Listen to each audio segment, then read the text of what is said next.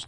European leaders have rejected a British government plan for the two sides to negotiate Britain's status outside the EU at the same time as its withdrawal. Among the critics was the EU President Donald Tusk. From Brussels, here's Damien Grammaticus. Donald Tusk put the EU's view perhaps most pithily today. There is no reason, he said, to pretend this is a happy day.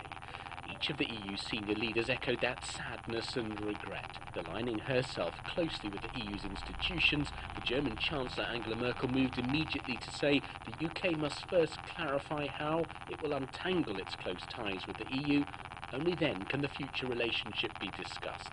The European Parliament made clear it wants the first priority in negotiations to be an agreement safeguarding the existing rights of UK citizens living in other EU countries and EU citizens in the UK.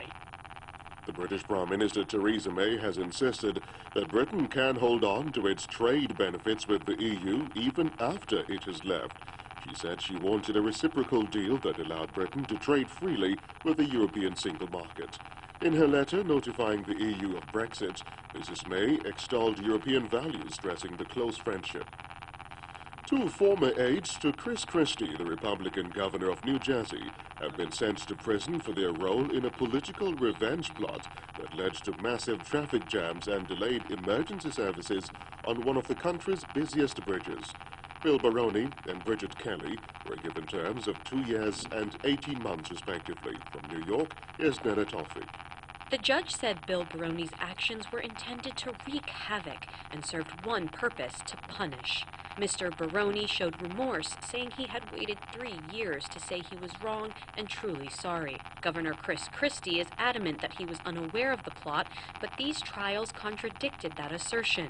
He has not been charged with any wrongdoing, but the political damage to the governor's career has been fatal. Leading Democrat and Republican senators in the United States say they'll work together to investigate Russia's interference in last year's presidential election. The head of the U.S. Senate Intelligence Committee, Richard Burr, said his panel, which meets on Thursday, had contacted 20 people to give evidence, including Mr. Trump's son-in-law, Jared Kushner. The Democratic Vice Chairman, Mark Warner, said Moscow had used frightening techniques. What really concerns me is at least some reports, and we've got to get to the bottom of this, that there were upwards of 1,000 paid internet trolls working out of a facility in Russia, in effect taking over a series of computers, which is then called a botnet. They can then generate news down to specific areas. World news from the BBC. Prosecutors in the U.S. have filed charges against a State Department employee for making false statements to the FBI about her contacts with Chinese intelligence agents. A criminal complaint accused Candace Marie Claiborne of concealing her links with the Chinese agents. She is also accused of failing to report tens of thousands of dollars in gifts received in exchange for information about U.S. economic policy. The American Secretary of State Rex Tillerson will visit Turkey today amid deteriorating relations between the two NATO allies.